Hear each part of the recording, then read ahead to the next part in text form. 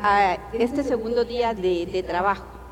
Yo sé que es día sábado y muchos descansan, pero también hay otros profesores que tienen que trabajar en otras instituciones y definitivamente no lograron el permiso. Tal es el caso de una coordinadora de proyecto de CUNOC que estaba sentada en esta mesa, que tuvo que retirarse. Pero de todas formas empezamos mientras se van agregando las personas, ¿verdad? El día de ayer tuvimos la oportunidad de ver la forma como el marco de cualificaciones, que en este momento se está discutiendo y trabajando en el ámbito centroamericano, se está tratando de ver la forma de cómo operacionalizarlo, tanto en el ámbito del currículo como en el ámbito del aula. Entonces ayer tuvimos la oportunidad de aprender sobre esto, tuvimos la oportunidad de conocer un nuevo concepto de competencia, cómo se ha trabajado. Posteriormente, pues ustedes se dieron cuenta de la derivación que se hace de trabajar de un perfil de egreso basado en el marco de cualificaciones y cómo vamos pasando a los cursos o asignaturas que se imparten. Hoy vamos a continuar trabajando otros temas que son importantes y vitales para que esto realmente se haga efectivo en el ámbito del aula. O sea, cómo saber enseñarlo y cómo saber evaluarlo. Entonces, espero que sea del agrado de ustedes y que este día también sea provechoso para todos. Hoy tenemos la ventaja que está la jefe de la DDA, la licenciada Mayra Solares, que nos está acompañando y que también está conociendo todo esto para poder hacer realidad lo que el licenciado Oliva decía ayer, ¿verdad? Tratar de homogeneizar criterios de manera que toda la universidad tenga la oportunidad de conocer sobre esto, ¿verdad? Así que gracias por estar presentes y espero que sea un día tan productivo como el de ayer. Gracias, doctores.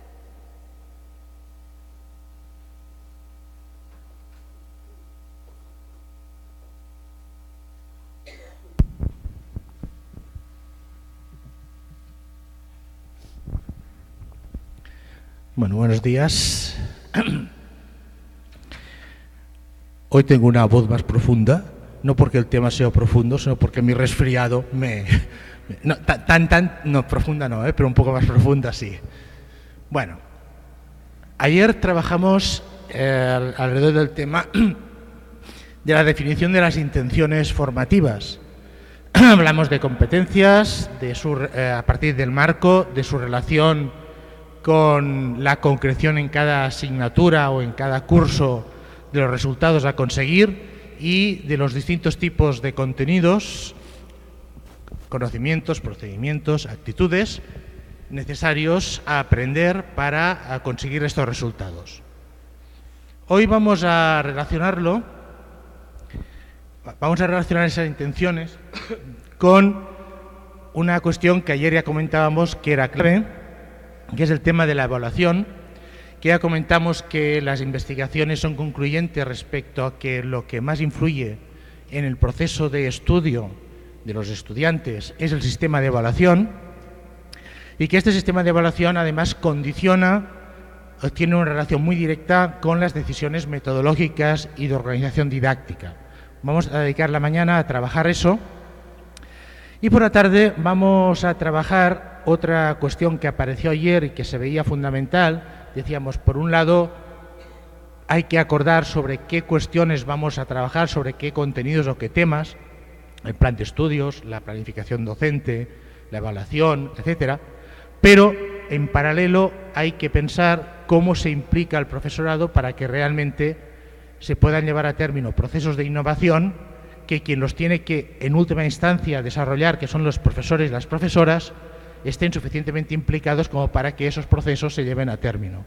Vamos a dedicar la tarde a ver estrategias para trabajar con los docentes y las docentes en los procesos de innovación. Por tanto, mañana, para completar lo que trabajamos ayer, vamos a entrar en el tema de la evaluación y en el tema de la metodología secundariamente, y por la tarde ya estrategias de trabajo con los docentes.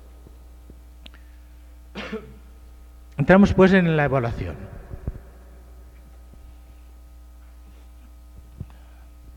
Vamos a ver tres cuestiones. La primera, vamos a tratar sobre la función o las funciones de la evaluación.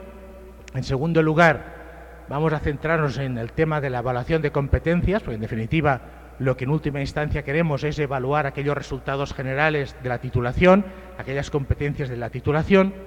Y después vamos a ver un ejemplo de evaluación, un ejemplo concreto, como hemos hecho en las otras intervenciones, que terminamos siempre con un ejemplo. Vamos a ver un ejemplo concreto de evaluación de competencias. Que el ejemplo nos sirve también, yo repito lo que dije ayer, es un ejemplo, no es un modelo, porque cuando lo exponemos ya ven que en ese mismo ejemplo hay elementos críticos, que en un momento determinado se hizo de determinada manera, pero que después se vio que se podía mejorar. Eso también lo comentamos cuando ponemos encima de la mesa el ejemplo. Funciones de la evaluación, evaluación de competencias y un ejemplo de todo ello. Vamos con el tema de las funciones de la evaluación. Estamos hablando de evaluación de los aprendizajes.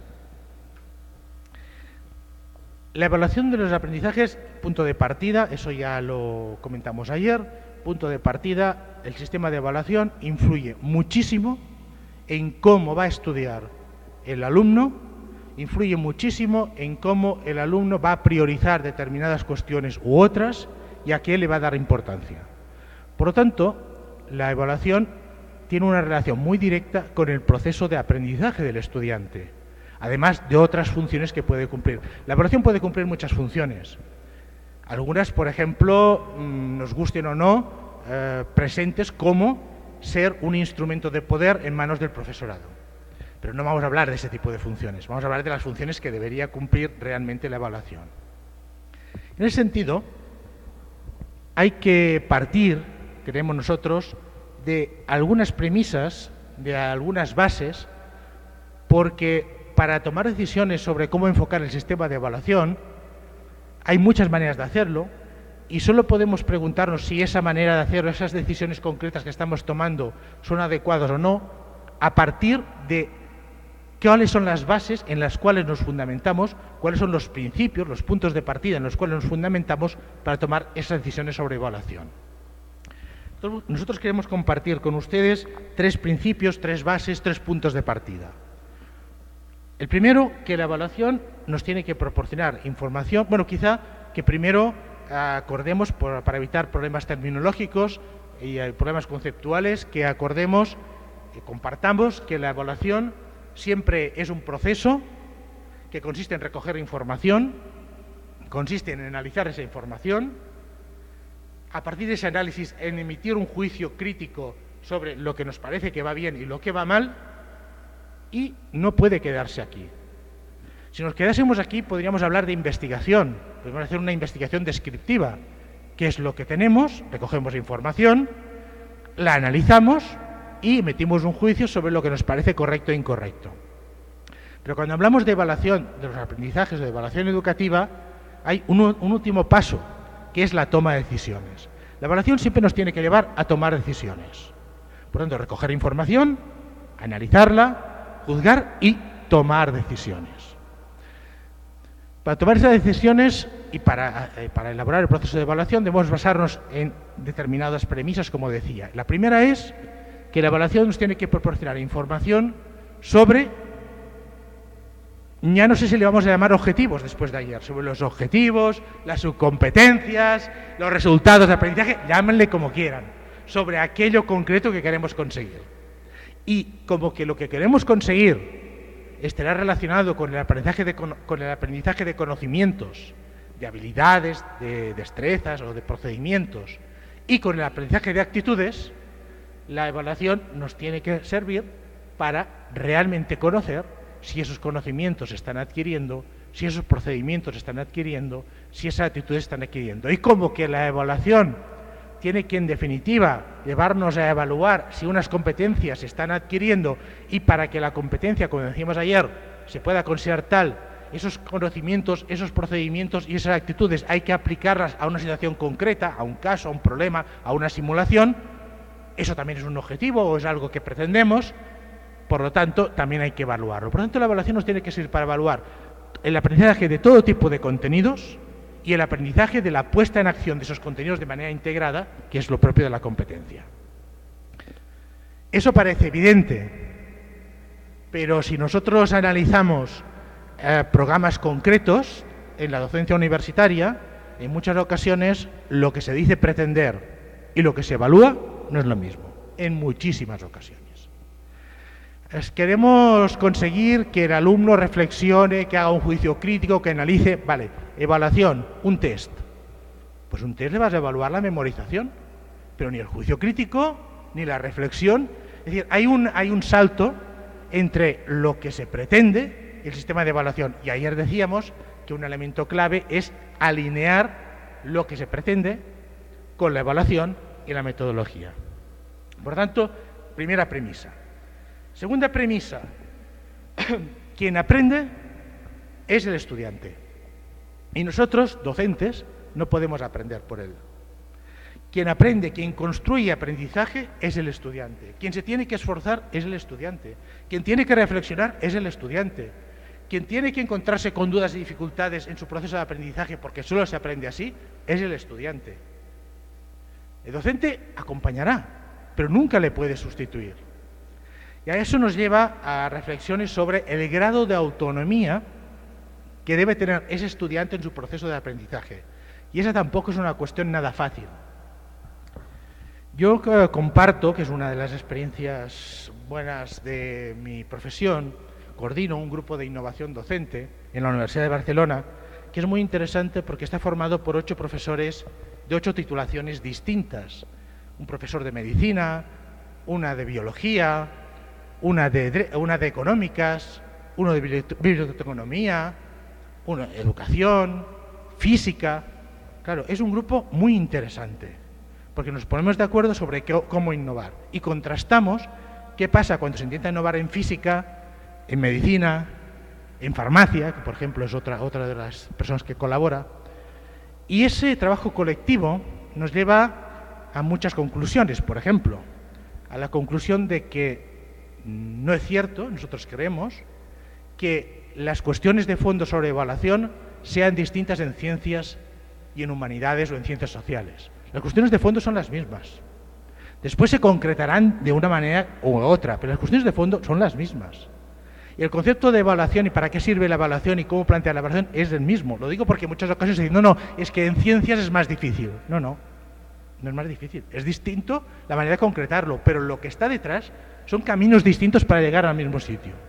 Bueno, pues con ese grupo contrastamos muchas cuestiones. Y ese grupo precisamente, durante muchos años, unos cuantos años, hemos trabajado sobre la evaluación continuada. Y ahora estamos trabajando sobre el aprendizaje autónomo del estudiante. Y aunque es un grupo que llevamos tiempo trabajando sobre evaluación continuada y sobre dar protagonismo al estudiante, las discusiones que tenemos sobre qué debe entenderse por autonomía en la universidad, por aprendizaje autónomo del estudiante en la universidad, son discusiones difíciles de llegar a un consenso. Porque sí, claro, quien aprende es el estudiante, quien se debe esforzar es el estudiante, pero dice el de física, sí, pero si no le dirigimos y no le explicamos claramente, él no puede aprender. Entonces, ¿qué estamos fomentando? ¿Una dependencia de ese estudiante?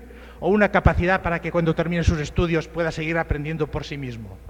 Por tanto, un grupo preocupado y sensibilizado por eso no acaba de ver, cuando queremos aplicar ese proceso de coherente con quien aprende es el estudiante, hasta qué punto nos lo acabamos de creer que quien en definitiva debe hacer el proceso de aprender es el propio estudiante. Tercer punto de partida, el papel fundamental del docente. Claro, quien aprende es el estudiante, pero el docente juega un papel central en ayudar al estudiante en ese proceso de aprendizaje, en acompañarle, orientarle, explicarle, sugerirle, pautarle, claro que sí. Por lo tanto, si somos coherentes con eso, debemos buscar un sistema de evaluación que permita evaluar todo lo que pretendemos que se aprenda, que sea un sistema de evaluación coherente con la premisa de que quien en definitiva va a aprender es el estudiante y quien debe hacer el esfuerzo y la implicación es el estudiante, y un sistema de evaluación que entienda que el docente cumple un papel fundamental en ese proceso. Claro, el sistema de evaluación debe ser coherente con todo eso. Si queremos alinear, debe haber una coherencia. Esas son premisas, por lo tanto, la evaluación tiene que ser coherente con esas premisas. Nosotros creemos que es muy importante, cuando hablamos en general de docencia universitaria y ahora en concreto de evaluación, aplicar lo que denominamos la doble mirada. Es decir, preguntarnos siempre simultáneamente, yo docente, ¿qué necesito que pase para poder ayudar al estudiante? Es la última premisa. Yo docente, ¿cómo puedo ayudar mejor al estudiante? ¿Cómo le puedo ayudar cuando empieza una asignatura? ¿Cómo le puedo ayudar a lo largo de la asignatura? ¿Cómo le puedo ayudar al cerrar la asignatura? Pero simultáneamente, como una moneda de dos caras, preguntarme, ¿y el estudiante, que es quien debe ser el protagonista de su proceso de aprendizaje, es él quien debe aprender, qué necesita que pase? Una cosa es lo que necesito yo docente para ayudarle, y otra es lo que necesita él. Entonces, esa doble mirada de preguntarme siempre, ¿qué debería pasar en ese proceso formativo para que yo docente pueda ayudar lo mejor posible al estudiante? ¿Y qué debería pasar para que el estudiante sea protagonista activo de su proceso de aprendizaje? Por ejemplo, nosotros hemos trabajado mucho en educación no universitaria y universitaria, incluso en educación social, con la idea de secuencia formativa. La idea de secuencia formativa es muy sencilla. Dice, cualquier acción educativa, cualquier acción formativa, se desarrolla a lo largo del tiempo en una secuencia. Un día empieza, prosigue y un día finalizará. Una acción educativa no es algo puntual. Si alguien pregunta, ¿es adecuado hacer una explicación, una exposición magistral? Bueno, exposiciones magistrales hay muy pocas. Digamos, una exposición, si es magistral o no. Pero bueno, una exposición. ¿Es adecuada? La respuesta es, vamos a analizar la secuencia. ¿Qué has hecho antes de la exposición? ¿Qué han hecho los estudiantes antes de la exposición? ¿Y qué harán después? Primero, se han sensibilizado, se han motivado, ya están predispuestos, por lo tanto, estarán atentos al momento de la exposición. Después, a partir de la exposición, trabajarán, analizarán, aplicarán, evaluarán. Pues quizá la exposición es muy pertinente. Pero siempre hay que analizarlo a lo largo de la secuencia, a lo largo del proceso, es decir, no una actividad aislada. Una actividad aislada no se puede valorar si es adecuada o no es adecuada. Tengo que valorar el conjunto de secuencia de actividades que he realizado. Y la propuesta es valorarlo desde la doble perspectiva, la doble mirada. ¿Qué he hecho yo docente a lo largo del proceso de aprendizaje, de enseñanza? ¿Y qué ha hecho el estudiante, que debe ser el protagonista activo a lo largo de ese proceso? Ejemplo. Yo puedo decir, nosotros para ser prácticos y organizados acostumbramos a dividir ese proceso en 3 momentos, ¿no? Pues se puede dividir en más momentos. Una fase inicial, cuando empieza un tema o empieza una asignatura, una fase de desarrollo y una fase de cierre. Por ejemplo, la fase inicial. En la fase inicial hay 2 cuestiones claves. La evaluación inicial, ¿cuál es el punto de partida? ¿Dónde estamos? ¿Dónde están esos estudiantes? Porque es fundamental que lo que vamos a trabajar concuerde con ese punto de partida. Y otra cuestión clave de la fase inicial es la presentación de lo que se va a trabajar con los estudiantes. ¿Qué se va a trabajar? ¿Qué se pretende? ¿Cuáles son los objetivos que pretendemos en esta asignatura o en ese tema o en esa unidad, en lo que sea? Esos son los 2 momentos claves de la fase inicial. Entonces digo, muy bien, pues vamos a ver, en el aspecto, por ejemplo, de evaluación inicial, ¿qué necesita el docente? Hombre, el docente lo que necesita es empezar con una actividad que le permita hacerse una idea de cuál es el punto de partida, de cuáles son los conocimientos generales que tienen los estudiantes, de qué piensan en aquel momento, de qué han hecho antes respecto a lo que vamos a trabajar, para de esa manera poder orientar la intervención consecuente por parte del docente en función de ese punto de partida. Algo semejante, por ejemplo, a lo que hicimos ayer cuando les pedimos dónde estaban situados en su trabajo, ¿no? Claro, eso nos ayuda a situarnos. Pero eso es una mirada, es una cara de la moneda. Y yo me pregunto, bueno, ¿y el estudiante, para ser protagonista activo de su proceso de aprendizaje, en esas actividades de evaluación inicial, por ejemplo, que estamos hablando ahora, qué necesita? Que el docente diagnostique cuál es la situación, que el docente conozca cuál es la situación, eso no le ayuda para nada al estudiante. El estudiante necesita que esas actividades iniciales, por ejemplo, le ayuden a aflorar sus conocimientos previos de manera que le sea más fácil relacionar lo que irá trabajando con sus conocimientos previos. O necesita, por ejemplo, que le oriente esa actividad de evaluación inicial sobre cómo se va a trabajar en la asignatura, o en el tema, o en la unidad, para poder ser activo en ese proceso. O necesita que el planteamiento desarrolle su motivación, porque sin motivación no es posible aprendizaje profundo. Si el estudiante no quiere hacer el esfuerzo de implicarse, no puede aprender en profundidad, aprenderá superficialmente para resolver un examen y después olvidarse, pero en profundidad hay que implicarse activamente. Por ejemplo, la motivación. Claro, entonces imaginemos que, por ejemplo, el docente voy a ver cuál es el punto de partida, voy a hacer esa evaluación inicial, voy a pasar una prueba, de tipo que sea, para ver qué saben los estudiantes antes de empezar. Y entonces lo comparto. Pues mira, hay vosotros, muy bien, tenéis muy buenas ideas, vosotros esos aspectos los tenéis que trabajar profundamente y vosotros no tenéis idea. Esa actividad de evaluación inicial ha cumplido la función para el docente de conocer cuál es el punto de partida, pero esa es una mirada. Vamos a la mirada simultáneamente del estudiante y decíamos que una de las cuestiones que requiere el estudiante es que se le refuerce la motivación. Y la motivación depende fundamentalmente de dos factores. La motivación depende de que algo se valore, que el estudiante vea que aquello tiene interés, que le dé un valor, y depende de las expectativas, es decir, de la confianza que vaya a construir el estudiante respecto a que aquello lo va a poder resolver, aquello lo va a poder realizar. Vosotros saben perfectamente que las expectativas, eso está muy investigado también, condicionan muchísimo el resultado final.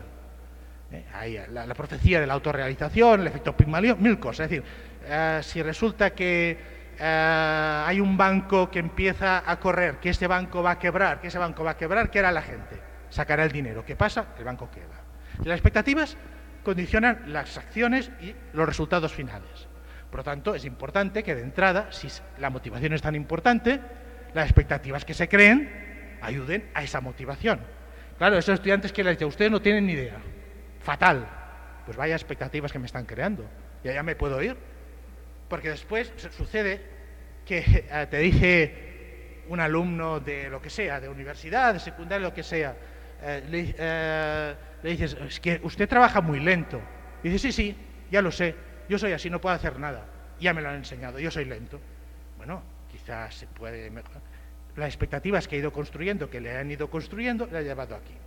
Por tanto, la doble mirada nos dice, no, pensemos en una actividad de evaluación inicial planteada de manera que me sirva a mi docente para obtener información, pero que a la vez que no desmotive a los estudiantes. Esa es la doble mirada. O al final de la secuencia formativa, ¿qué necesita el docente? Hacer una evaluación final. ¿A dónde hemos llegado?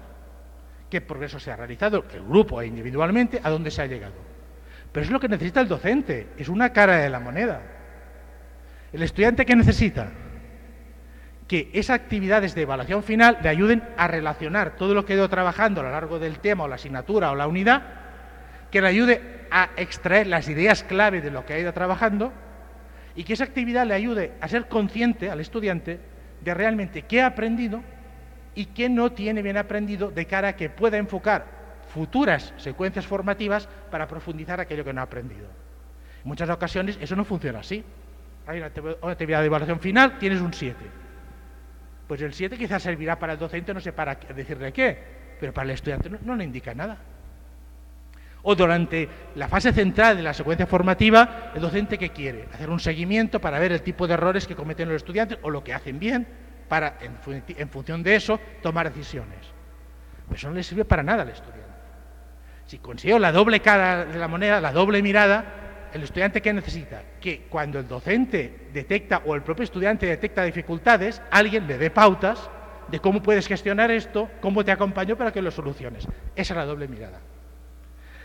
Claro, ¿qué pasa? Pues que cuando trabajamos con docentes concienciados, docentes sensibilizados en el tema educativo, resulta que son docentes que se preocupan de ese acompañamiento, de ese proceso de detectar errores, se preocupan de una evaluación final bien construida, pero que sorprendentemente no tienen en cuenta la mirada del estudiante. Docentes concienciados y sensibilizados, que intentan hacerlo bien, que intentan acompañar. Claro, esa es una mirada, acompañar, pero la otra, ponte en la piel del estudiante. ¿Y qué necesita él? Pues nosotros les proponemos que piensen en la evaluación con esa doble mirada. Y la verdad que es algo que se explica muy rápidamente, pero que te hace replantear bastantes cosas. Dicho esto, Entonces nos podemos preguntar, bueno, y a partir de ese marco, ¿qué funciones puede cumplir la evaluación? Hay una función clarísima y muy importante, que es la de acreditar, la de decir, ¿usted tiene ese nivel o no lo tiene? ¿Usted tiene nivel de sobresaliente o nivel de 8 o lo que sea?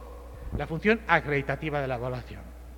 Fundamental, porque nuestra responsabilidad como docentes es acreditar que la formación que obtienen nuestros estudiantes tiene o no tiene determinado nivel.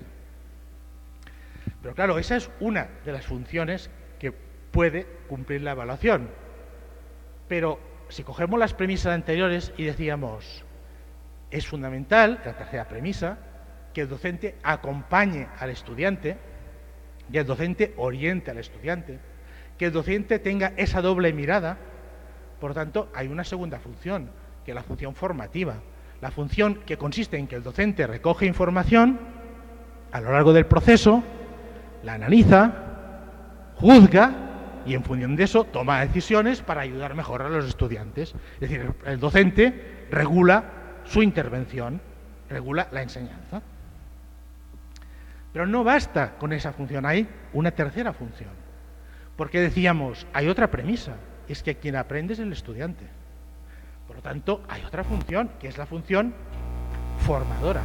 La función en la cual quien recoge información, quien la analiza, quien juzga y quien toma decisiones es el propio estudiante. La evaluación que recibe el estudiante para autorregular su proceso de aprendizaje, para decir, tengo que buscar ayuda, voy a comentar con un compañero, voy a hacer una tutoría con el docente, voy a profundizar eso, tal.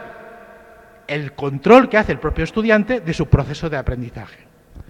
Me acuerdo una vez que hicimos un libro sobre evaluación en la universidad, coordinamos un libro, y en el capítulo introductorio yo planteaba esas tres funciones, y el revisor, quien fuera, de la editorial, respondió que las funciones, de acuerdo, acreditativa y formativa, pero que la función formadora que no se utilizaba. Yo respondí que en el año 1970 la UNESCO había creado un grupo de trabajo precisamente para crear y trabajar y desarrollar la función formadora. Y que era muy importante, claro, ¿qué hacemos habitualmente? Habitualmente cuando hablamos de función formativa lo incluimos todo, tanto el proceso de decisión por parte del docente con la información que recoge, como por parte del estudiante. Lo podemos incluir, es igual, no vamos a entrar en cuestión de terminología, pero hay que hacer la doble mirada, si a una le llamamos función formativa y a la otra formadora, o le llamamos como queramos, pero se necesita. Acordémonos de lo que decíamos ayer, cualquier decisión que tomemos requiere actividades concretas, personas, tiempo y espacio. Por lo tanto, si hay que hacer una evaluación acreditativa, necesitaremos actividades de evaluación acreditativa, quién las hará, cuándo y dónde. Si hay que hacer actividades de evaluación formativa para que el docente recoja información, tenemos que decir qué actividades harán de evaluación formativa, quién las hará, cuándo y dónde. Pero si la evaluación con función formadora de autorregulación por parte del estudiante es fundamental, si hay que buscar oportunidades para que el estudiante sea protagonista de sus propias decisiones sobre el proceso de aprendizaje en todo el sistema educativo, pero más en la universidad, por cuestiones de edad. Entonces se necesita actividades de evaluación formadora, decir quién hará esa evaluación formadora, el docente le ayudará, sea el propio estudiante, el estudiante con sus compañeros, tiempos, cuándo se hará eso, en las aulas, fuera de las aulas, y dónde, en las aulas, fuera de las aulas. La doble mirada requiere que aparte de que se pueda acreditar, que es una función fundamental de la evaluación, se dé espacios para la evaluación que permita al docente regular su intervención y al estudiante autorregular su proceso de aprendizaje. Y fíjense que lo que pasa a menudo es que la evaluación acreditativa se come las otras funciones de la evaluación. Que el papel que le damos a la evaluación acreditativa, que es muy importante, obvia el papel que podría cumplir la evaluación como regulación de la intervención docente y autorregulación del proceso de aprendizaje. Y fíjense que la evaluación continuada, la evaluación a lo largo del proceso, tiene su justificación no en la función acreditativa, que la podríamos hacer al final del proceso. Lo que justifica una evaluación a lo largo del proceso, una evaluación continuada, son precisamente las funciones formativa y formadora, porque esa regulación de la acción docente y esa autorregulación por parte del estudiante solo se puede hacer a lo largo del proceso, pues se le hace al final y no tiene nada a regular. Ya no tenemos ninguna decisión a tomar, ya está todo hecho. Precisamente la función acreditativa no requeriría necesariamente de evaluación continuada. La función de regulación docente y de autorregulación del aprendizaje requiere de evaluación continuada. Claro, de evaluación continuada bien entendida, porque en ocasiones lo que ha sucedido es que la evaluación continuada se ha entendido como que hay que hacer muchas pruebas, muchas evidencias de evaluación, muchos exámenes, muchos trabajos. Incluso, lo más habitual es que nos llamen de algún centro de la propia universidad, de alguna facultad de la propia universidad o otras universidades, y que el problema que quieran compartir para que les ayudemos es que, como que se han creído la evaluación continuada, dicen, hacemos tal cantidad de evidencias de evaluación que el profesorado va desbordado y los estudiantes van desbordados. Claro, es que la evaluación continuada no tiene ninguna relación con la cantidad de evidencias de evaluación. No tiene nada que ver. La evaluación continuada es aquella evaluación que permitirá acreditar y que a lo largo del proceso permite regular la intervención y que se autorregule el proceso. Y si yo digo, pues mira, haremos una evaluación que consistirá en elaborar un proyecto. Y al final, cuando lo terminen, haremos la evaluación acreditativa. Y a lo largo del proceso haremos unas tutorías de seguimiento para que el docente vaya viendo qué dificultades tienen en la elaboración del proceso, evaluación formativa, y los estudiantes irán compartiendo, irán poniendo en común sus dudas para ir redefiniendo el proyecto que están realizando, función formadora. Eso es evaluación continuada, aunque la puntuación esté al final. No tiene nada que ver. Claro, alguien dirá, no, pero es que lo que pasa es que los estudiantes, si no se les puntúa, no lo harán. Sobre eso podemos hacer dos consideraciones. A menudo pasa que como que eso se vive así, los docentes dicen, no, de acuerdo, ya lo asumo eso. Pero incluso a lo largo del proceso, yo les voy a dar una pequeña puntuación acreditativa. Y a veces, fíjense, sobre 10, eso es un 0,1. Y dicen, y ya funciona. Le das un 0,1 y ya está. Esa es una opción. La otra es decir, no voy a puntuar. Una cosa es la evaluación formativa formadora y la otra es la acreditativa. Pero voy a establecer que las actividades de esa evaluación formativa y formadora son requisito imprescindible para poder acceder a la evaluación acreditativa. Van a tener que resolver unos problemas de física, por ejemplo, en la evaluación acreditativa, caso real. El estudiante, en un momento determinado, tiene que realizar esos problemas, colgarlos en la red y a partir de que los cuelga va a tener un retorno automático. El que no hace eso no puntúa. Claro, les dice el profesor, eso les va a ayudar muchísimo porque esos ejercicios que han hecho les va a permitir después hacer los ejercicios acreditativos mejor. Pero es que además, si usted no hace esos ejercicios, no puede presentarse a la evaluación acreditativa. No puntúa, pero es un requisito sine qua non. Claro, por lo tanto, a veces se entiende, evaluación continuada es, bueno, ahora hacía un examen, ahora haré 2 o haré 3 y así eliminaremos materia. Esos son 3 evaluaciones acreditativas, no es una evaluación continuada. Puede continuar su evaluación a lo largo del proceso, paso a paso, para ir tomando decisiones, ir construyendo. Si hago una evaluación parcial eliminatoria, es una evaluación final hecha antes de llegar al final. No es una evaluación continuada. La evaluación continuada es una evaluación en la cual el docente recoge información, el estudiante recoge información y juega, aquí aparece un elemento fundamental también, que las investigaciones también nos lo manifiestan, para ayudar al estudiante a ser protagonista de su proceso de aprendizaje y para que la evaluación le pueda servir de manera potente, que es el feedback, la retroalimentación, la retroacción. El estudiante necesita que la evaluación no sirva para que el docente recoja información, sino para que a partir de esa información que ha recogido el docente o que recoge el mismo estudiante, haya un feedback, haya una retroalimentación que al estudiante le permita mejorar ese proceso. Cuanto mejor es la retroalimentación, mejor es el feedback, más potente es la evaluación como instrumento para ayudar al proceso de aprendizaje. Y aquí hay una conclusión evidente. Cuantas más evidencias de evaluación, menos posibilidad de dar un buen feedback. No, sí, yo ya les doy el feedback. Sí, pero es claro, es que les está haciendo un retorno de una actividad que hicieron hace 2 meses. ¿Qué va a hacer el estudiante ahora que está en otra actividad totalmente distinta? Eso no le sirve para nada. Pero es que claro, es que no de abasto porque tengo que corregir mucho. Pues corrige menos, haz menos evidencias y da un buen feedback y le va a servir mucho más al estudiante que la cantidad de pruebas. Pero eso es tener en cuenta las cuestiones de fondo. La evaluación a lo largo del proceso nos va a permitir tomar decisiones siempre y cuando haya un retorno y el estudiante pueda hacer algo con ese retorno, porque esa es otra.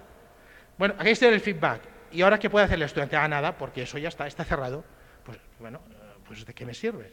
Sí, pero eso es así en la práctica. Es decir, eso es en la práctica.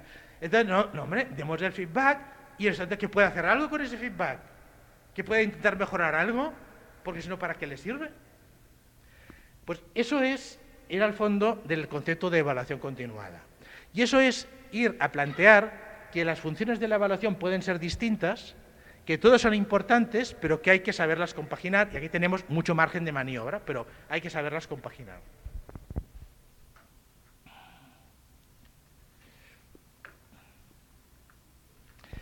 Cualquier proceso de evaluación, cualquier decisión sobre cómo sea la evaluación, siempre debe responder a unas preguntas clásicas que son esas. ¿A quién vamos a evaluar? Al estudiante. Por ejemplo, aquí surge un tema muy polémico. ¿Evaluamos cuando se trabaja en grupo a cada estudiante? A ver qué ha aportado al grupo, qué ha hecho realmente, o al grupo en su conjunto. Por ejemplo, ¿no? ¿A quién vamos a evaluar? ¿Para quién vamos a evaluar? Es decir, las conclusiones de la evaluación, ¿a quién le van a servir? ¿Al docente para acreditar? ¿Al estudiante para tomar decisiones para mejorar su proceso? ¿Al docente para hacer esa evaluación formativa y mejorar? ¿Para qué nos servirá la evaluación? ¿Para tomar qué tipo de decisiones? ¿Acreditar? ¿Mejorar un tema? ¿Volver a trabajar aspectos que no habíamos trabajado? ¿Qué evaluaremos? Conocimientos, procedimientos, actitudes, la integración ante situaciones concretas. ¿Quién y con quién evaluará? Si la evaluación siempre debe pasar por el docente, las posibilidades de evaluación continuada quedan muy limitadas, porque el docente no da abasto. Hombre, pues quizá podemos complementar la evaluación del docente con autoevaluaciones, con evaluaciones entre compañeros. Fíjense que otra conclusión interesante de la investigación es que cuando tú sabes que te va a evaluar un compañero, te esfuerzas más que si sabes que te va a evaluar el docente. Eso es una conclusión de la investigación. Y cuando tú sabes que quien te va a evaluar es un compañero, te esfuerzas más. Bueno, pues quién va a evaluar? ¿Y con quién va a evaluar? ¿Qué vamos a hacer? ¿Una evaluación de un compañero que me va a evaluar? Después yo voy a recibir esa evaluación y voy a dar mi opinión sobre la evaluación que he recibido. Y si no hay acuerdo, va a ir al docente para que mire qué ha pasado. Bueno, pues es una de las múltiples posibilidades. ¿Con qué instrumentos evaluaremos? Los instrumentos pueden ser múltiples. Portafolio, resolución de casos, exámenes, tipo test, realización de proyectos, mapas conceptuales. Bueno, enorme. ¿Y cuándo evaluaremos? Hombre, si nos creemos la idea de esa secuencia formativa, debemos pensar cómo planteamos un momento de evaluación inicial para ver el punto de partida, cómo hacemos una evaluación continuada a lo largo del proceso para hacer un seguimiento y cómo vamos a plantear evaluación final. Pero aquí hay muchas posibilidades. Eso será en 3 momentos, a lo largo del proceso 3 momentos distintos en cada tema, en cada unidad, dentro de la unidad 2 veces. Bueno, pues esas son las decisiones que hay que tomar para llegar a configurar un sistema de evaluación.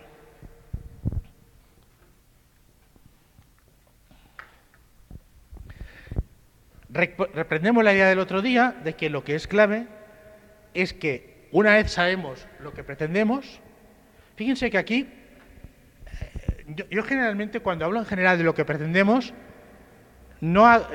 aquí podemos hablar de las competencias, de los objetivos, de todo aquello de ayer, ¿no?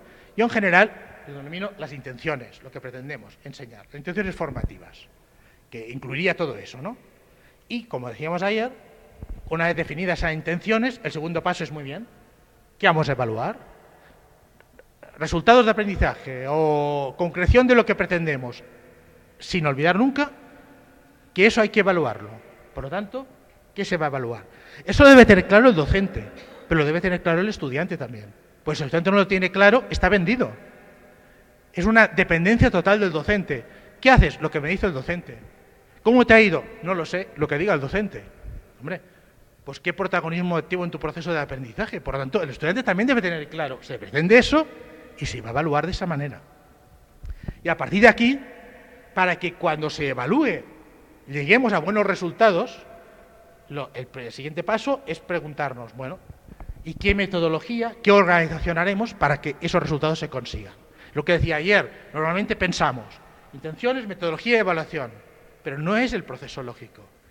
Queremos eso, lo vamos a evaluar de esa manera y para que cuando lo evaluemos los resultados sean buenos, ¿cómo lo vamos a enseñar? ¿Qué actividades haremos aquí? Para conseguir eso. Y eso, para conseguir eso.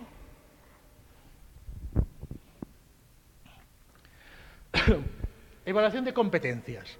Vimos ya ayer que para adquirir una competencia se requieren dos cosas, eso ya lo hemos repetido muchas veces, tener unos conocimientos, procedimientos y actitudes aprendidos y después encontrarse en situaciones donde hay que integrar y movilizar todo eso ante problemas concretos, situaciones concretas. Por lo tanto, eso ya lo vimos ayer, muy fácil. Lo que hay que evaluar, ¿qué es? Las dos cosas. Si se tienen los conocimientos necesarios, los procedimientos necesarios, las actitudes necesarias, y si es capaz de integrar todo eso ante situaciones concretas. Hay que garantizar que se tienen los conocimientos necesarios, que se tienen los procedimientos y las actitudes necesarias, y hay que ver después cómo se aplica eso. Claro, no podemos llegar a la aplicación, porque no sabremos si la aplicación es mala, qué es lo que ha fallado de aquí. ¿Dónde está el problema? No, hay que garantizar que aquello que es aquellos conocimientos que son fundamentales, aquellas habilidades que son fundamentales y aquellas actitudes que son fundamentales se adquieren. Y después hay que ver cómo todo eso se aplica de manera rápida, pertinente, ante un cúmulo de dificultades para resolver algo concreto y práctico.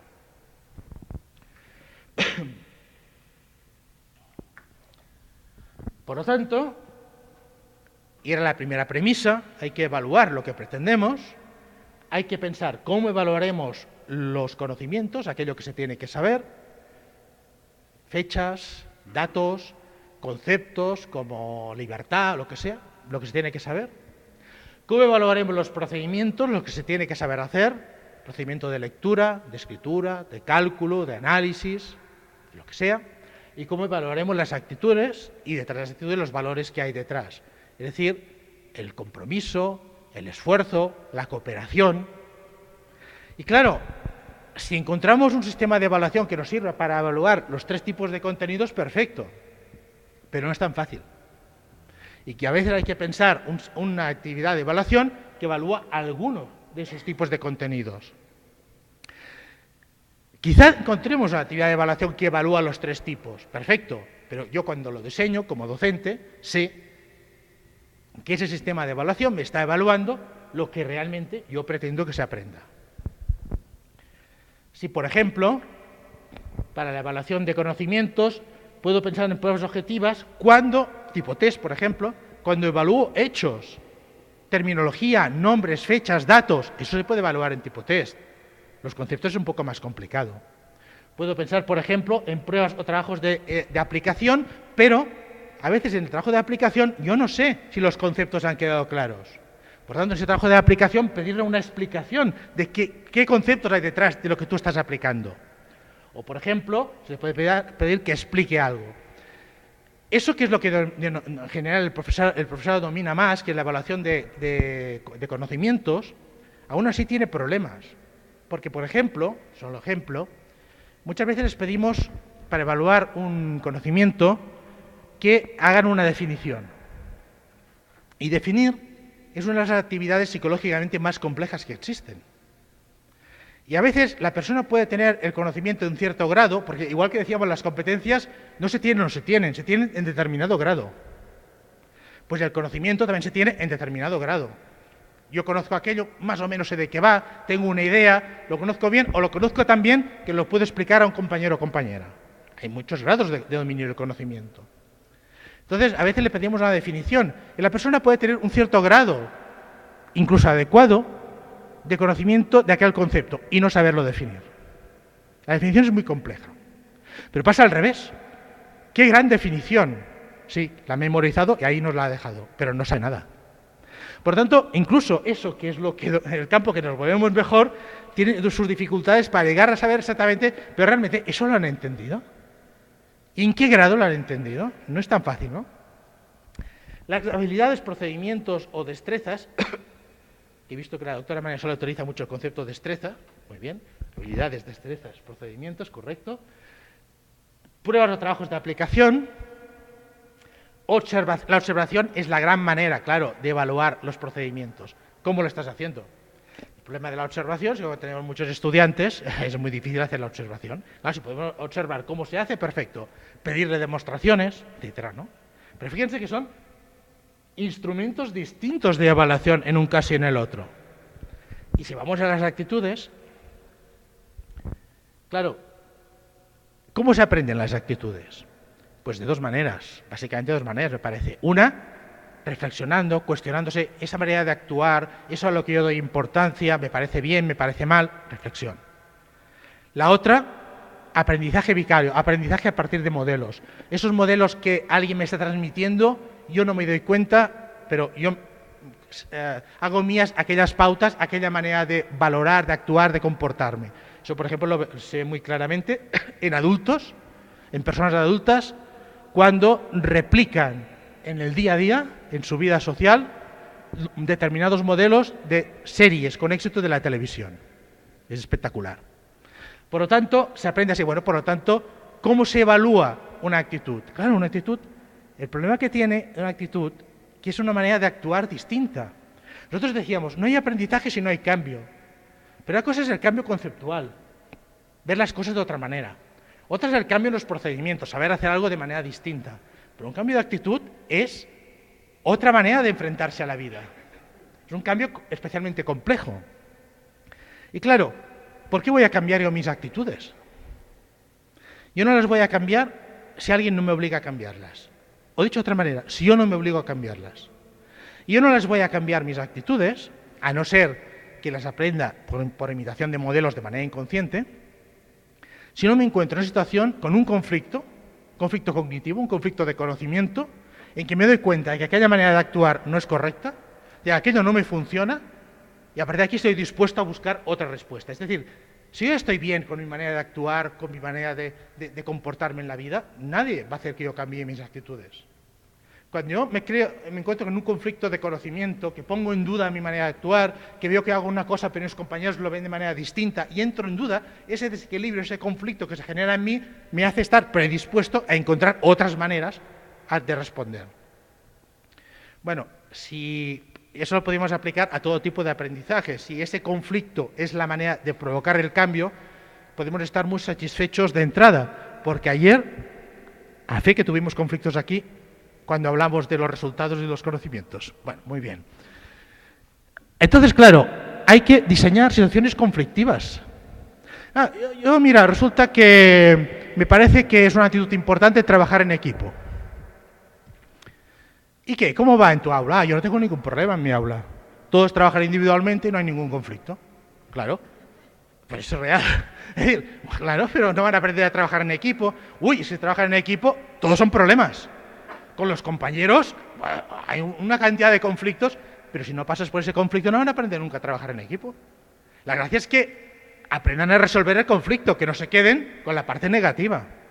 Por lo tanto, diseñar situaciones conflictivas en que el sujeto debe dar una respuesta es una manera de evaluar actitudes, observar cómo actúa en el día a día, en las actitudes que manifiesta el sujeto en el día a día, y ejercicios de reflexión sobre, decíamos, una manera de aprender las actitudes es cuestionarse, reflexionar, ejercicios de reflexión para que el estudiante tenga que manifestarse.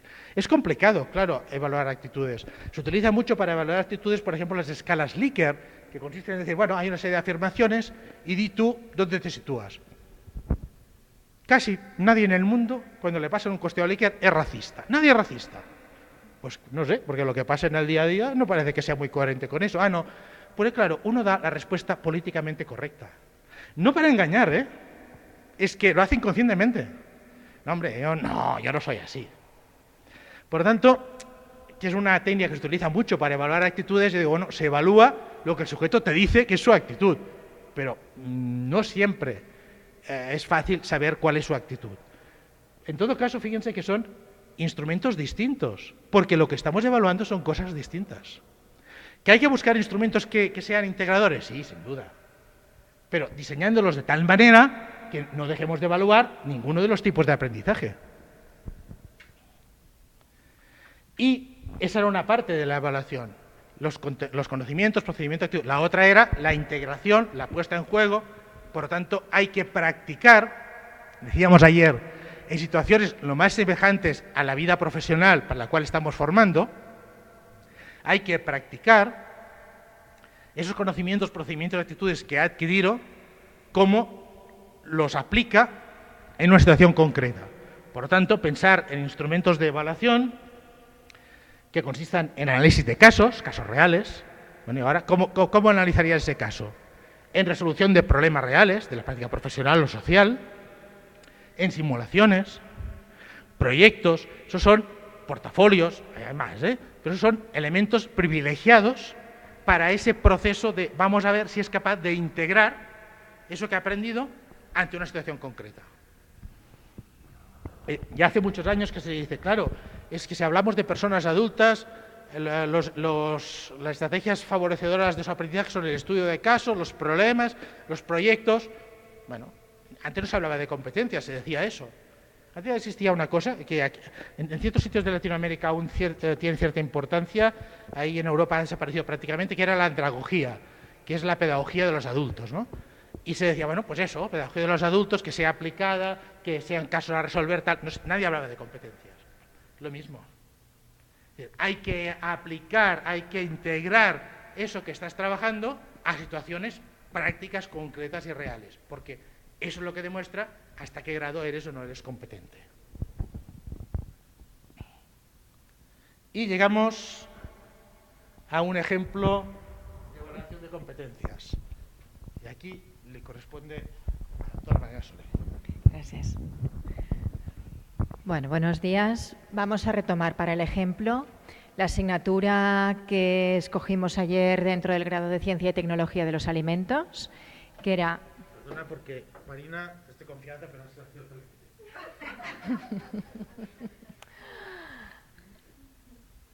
Era una asignatura que se impartía en cuarto curso del grado de Ciencia y Tecnología de los Alimentos.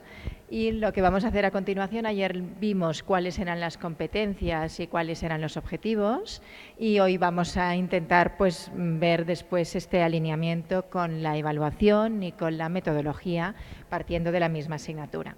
Vamos a recordar rápidamente un poco las competencias que trabajaban para tenerlas presentes. Como competencia transversal común, la de trabajo en equipo, y como competencias específicas de la titulación se trataba de que los estudiantes desarrollen la capacidad para diseñar y aplicar programas de control de calidad, teniendo en cuenta adecuadamente los planes de muestreo, características a controlar, especificaciones y tolerancias a lo largo de todas las operaciones, de todo el proceso, que ahora veremos.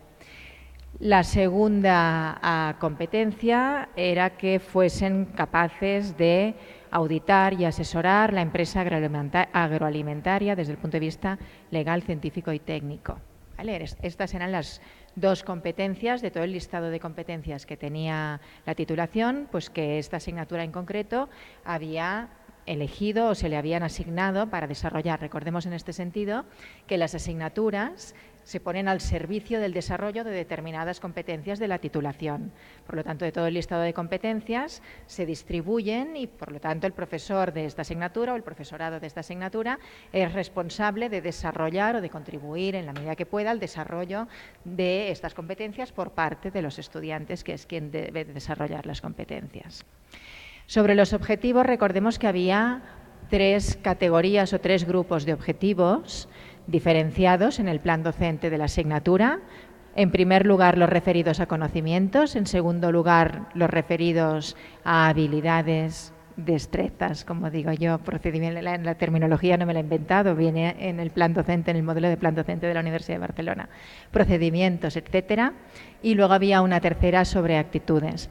Vamos a centrarnos, para considerar este ejemplo, sobre todo en el primer grupo de conocimiento, en el primer grupo de objetivos, estos que se refieren a conocimientos, que ya vimos ayer que en realidad mezcla dos tipos de objetivos concretos o dos categorías, porque por una parte están propiamente los conocimientos, lo que sería conocer los sistemas documentales de control, conocer las técnicas para el control de materias, envase, embalaje, productos en proceso, productos terminados, etcétera. ¿Vale? Estos serían, dijimos, efectivamente conocimientos, pero después dentro de la misma clasificación de objetivos, dentro de este mismo grupo, nos aparecen otros que ya vimos que tenían más que ver con procesos, con saberes hacer, más que con saberes conceptuales, como sería el saber establecer el control estadístico, por lo tanto saber diseñar gráficos de control, determinar la capacidad de un proceso. Todo esto son saber hacer, tienen que ver con el proceso.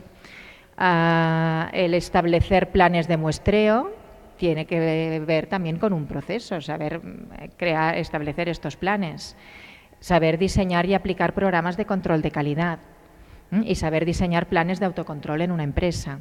Con lo cual, a partir de esta diapositiva, ya vemos pues cuáles serían de algún modo los contenidos, o al menos algunos, ¿vale? Dejaremos de lado las otras dos grupos de competencia, de objetivos o de resultados de aprendizaje que venían en el plan docente, y nos centraremos básicamente en estos, para ver después si están recogidos entre los objetivos y cómo se trabajan y cómo se evalúan, que es lo que vamos a ver a continuación.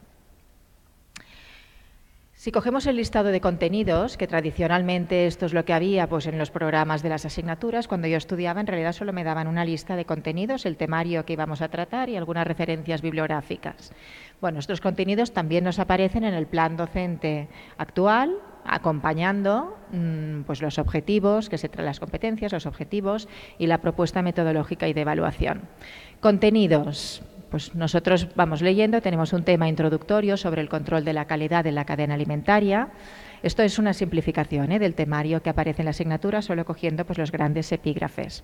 Un segundo tema sobre el control de materias primas y materiales, un tercero sobre control de proceso, un cuarto sobre control de producto intermedio, con lo cual si lo relacionamos con los objetivos anteriores, con el listado anterior de objetivos, vemos pues, que en realidad ya se trata de conocer las técnicas para el control en las tres fases del proceso: materias primas, material de embalaje, envase y embalaje, después ya los productos en proceso y los productos terminados.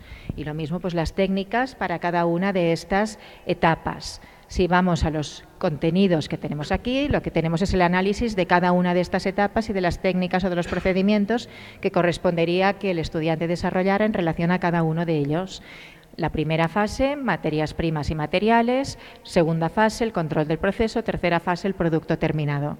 Y en relación a cada una de estas tres fases, pues ya nos indica qué técnicas tiene que conocer, pues las técnicas de muestreo, el control de materias primas y el control de materiales de envase. Control del proceso, el control estadístico de procesos y saber realizar aquellos gráficos de control de variables. En relación al producto terminado, el muestreo y también las técnicas de control. De modo que vemos que efectivamente pues hay una coherencia entre lo que son los objetivos y luego cómo trasladamos esos objetivos al temario, pues de acuerdo con una determinada estructura que propone el docente y que le permitirá pues ir tratando de estos temas, en este caso pues ordenado por fases cronológicas, ¿no? Lo que sería la primera fase, la segunda fase de producto en proceso y la tercera de producto terminado. Y finalmente unos sistemas documentales de control, que después se supone que deberán servirnos, me imagino también, yo no sé de esto, pero para la auditoría desde los distintos puntos de vista, y lo que es esto, el control oficial, pues también de acuerdo pues con los organismos competentes que intervienen, que deben de hacer pues el control de legalidad, el control técnico, etcétera, etcétera. Con lo cual, bueno, pues vemos que efectivamente los contenidos serían coherentes pues, con los objetivos que se proponen. Si vamos a la metodología, en la siguiente diapositiva, ¿cómo propone el coordinador del plan docente, que es quien elabora este documento que después aprueba pues, el departamento de quien depende la asignatura y que aprobando también el responsable de la coordinación de la titulación en su conjunto, ¿vale? ¿Qué propone? ¿Cómo propone trabajarlo? Pues por una parte, clases teóricas para desarrollar el temario. Como que hemos visto que hay una parte de contenidos, de aspectos conceptuales, de saberes que hay que dominar, pues estos saberes se explican en unas clases teóricas. Aparte de estas clases teóricas, porque si no nos quedaríamos solo pues en la explicación de los conceptos, se proponen otras actividades que son las que deberían contribuir a que el estudiante sepa desarrollar también determinados procesos. Las actividades que propone en este caso, pues seminarios. Dice, desarrollo de temas complementarios con ejercicios prácticos. No nos concreta mucho.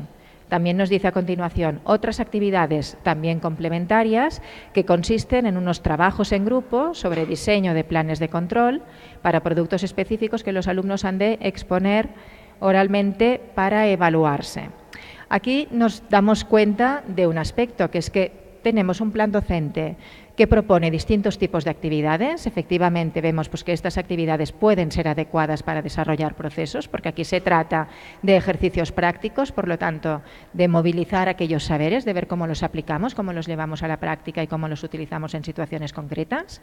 Y, por otra parte, estas otras actividades complementarias que vemos que son trabajos en grupo, coherente, porque ya habíamos dicho cuando veíamos las competencias que trabaja la asignatura, que una de las competencias que la competencia transversal a la que se comprometía a contribuir la asignatura era precisamente la de trabajo en equipo, pues naturalmente propone una actividad en equipo, si no, no podría hacerlo.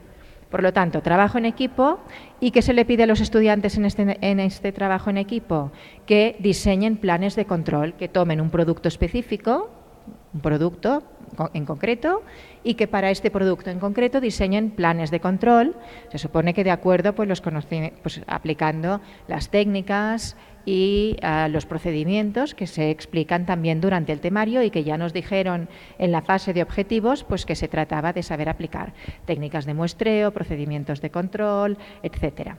Con lo cual no tenemos muchas indicaciones, no tenemos mucho detalle, pero sí que vemos que parecen actividades adecuadas, pues no solo para aprender cosas, saberlas memorizar y explicarlas, sino que son actividades que se proponen que pueden dar diseño a la aplicación, por una parte, de esos contenidos y, por otra parte, no solo a la aplicación, sino que además estamos hablando de una asignatura de último curso, con lo cual se le propone al estudiante pues, que haga un trabajo de diseño de un plan de control específico similar al que podría encontrarse con la necesidad de tener que hacer cuando esté trabajando profesionalmente. Y además, como que tiene que hacerlo en grupo, pues recordemos lo que decíamos ayer por la tarde, una actividad compleja que requiere pues, poner a distintos estudiantes que deben colaborar para el diseño de estos planes de control. No tenemos, por lo tanto, mucha información, lo cual también nos permite, desde el punto de vista del plan docente, que después haya profesorado distinto que imparta la asignatura y que pueda concretar más pues, las características de estos ejercicios prácticos, por ejemplo, cómo los quiere organizar, o estos trabajos en grupo. Aquí no sabemos el grupo de cuántas personas va a ser, ni cómo lo va a formar, ni exactamente qué pretenden, con lo cual se deja un margen para que después el profesor, a nivel de programa, que es la distinción que hacíamos ayer entre lo que sería el plan docente y lo que sería el programa de la asignatura, pues el plan docente nos da unas pautas que tendrá que seguir todo el profesorado y después cada profesor, en el marco de su aula, utilizando su autonomía, su libertad de cátedra, exacto que no me salía, gracias, su libertad de cátedra, pues pueda acabar de concretar estas actividades en qué tendrán que consistir y cómo organiza a sus estudiantes y cómo desarrolla la actividad dentro de su aula. Por lo tanto, serían los tres niveles, desde la formulación del grado que nos dice qué competencias, aprovecho para hacer un repaso de qué competencias o qué grandes objetivos de aprendizaje, hasta el plan docente que concreta para una asignatura en concreto al servicio de qué competencias tiene que estar y que fija pues unos determinados objetivos ya más concretos o subcompetencias o resultados de aprendizaje más concretos y nos dice también cómo lo trabajará, hasta un nivel todavía de mayor detalle que sería el profesor, obviamente debiéndose o teniendo que respetar lo que fija el plan docente de la asignatura, pero que tiene un margen de maniobra para terminar de concretar cómo quiere llevar a la práctica en sus aulas y con su grupo de estudiantes estas actividades. Si vamos a la tercera parte, que sería la evaluación, que sería la parte final, ¿cómo está evaluando esta asignatura? Pues vemos que combina diferentes actividades o diferentes evidencias de evaluación. Por una parte, un examen final escrito sobre el programa de las clases teóricas. Hemos visto que había clases teóricas, pues estas clases, los contenidos de estas clases teóricas se evalúan mediante un examen final escrito, con preguntas de varios tipos, cortas y de tipo test. Y todo esto pesa el 60% de la calificación final. Y además vemos que de estas preguntas, de este 60%, en realidad un 10% son preguntas tipo test, es decir, de tipo bastante pues, conceptual, de identificar conceptos, de memorizar conceptos, de saber identificar dentro, a pesar de que el test pues, también permite distintos tipos de preguntas, pero sería básicamente esta parte de localizar pues, contenidos, ¿no? Saberes de tipo más conceptual. Y dentro del 50% restante habría una resolución de caso y preguntas cortas, con lo cual estaríamos ya más cerca de, o estaría más relacionado con la parte de las actividades donde los estudiantes tienen que resolver casos prácticos y a lo mejor también para comprobar pues, que saben cuál es la teoría o cuáles son los conceptos que hay detrás de estos casos prácticos, pues igual se le está pidiendo que explicite mediante preguntas cortas algunos de los aspectos esenciales que tienen que ver con el caso práctico o con la aplicación de esos contenidos que se han trabajado en el aula. Aparte de esta parte que pesa un 60%, otras evidencias que están relacionados con la participación y el aprovechamiento de los seminarios. Y aquí los estudiantes tienen que presentar estos ejercicios prácticos que también se valoran, con lo cual al final, para acreditar, vemos que sobre estos ejercicios prácticos seguramente se le está preguntando en la prueba final escrita, pero que el propio proceso, los propios ejercicios que ha ido desarrollando, pues también tienen un peso que puede representar o que representa el 20% de la calificación final. Y que también, como que hemos visto que los estudiantes trabajan en grupo y preparan un proyecto, un diseño de informe, pues aquí preparan el informe, o sea, también se valora con un 20% el informe escrito y la presentación oral sobre el trabajo que corresponde a la actividad complementaria. Vemos que esta asignatura, por ejemplo, pide a sus estudiantes que hagan una presentación oral de su trabajo. No se ha dicho dentro del listado de competencias que trabajen como competencia la comunicación oral y en cambio es la asignatura pues no se compromete seguramente a evaluar, no es una de las asignaturas que tiene que trabajar específicamente la competencia y ello no es obstáculo para que a la vez el estudiante tenga que presentar un informe y tenga que presentar oralmente el informe, con lo cual, aunque la asignatura no sea responsable de evaluar esta competencia, pero sí que está contribuyendo junto con otras a pues esto, a que el estudiante desarrolle esta competencia de, por ejemplo, presentar oralmente alguna de las actividades.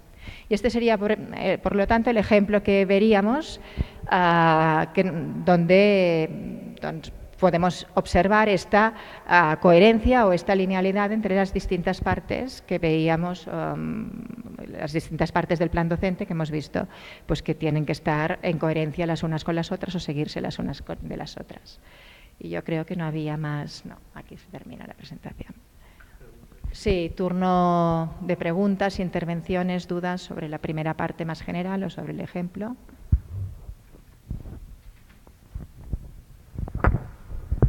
Muchas gracias.